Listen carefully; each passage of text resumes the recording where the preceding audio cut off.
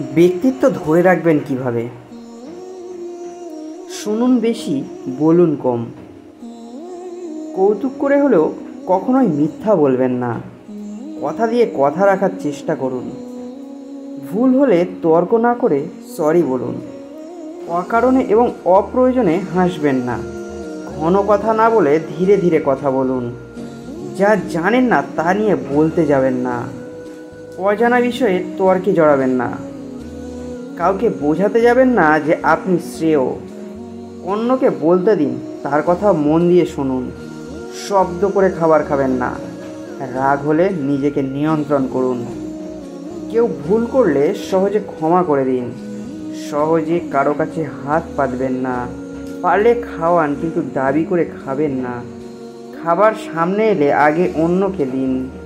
ছোট বড় সবাইকে সম্মান দিয়ে কথা বলুন। মুখ ও শরীরের দুর্গন্ধ থেকে মুক্ত থাকুন। নিজেকে সবসময় ছোট ভাবুন।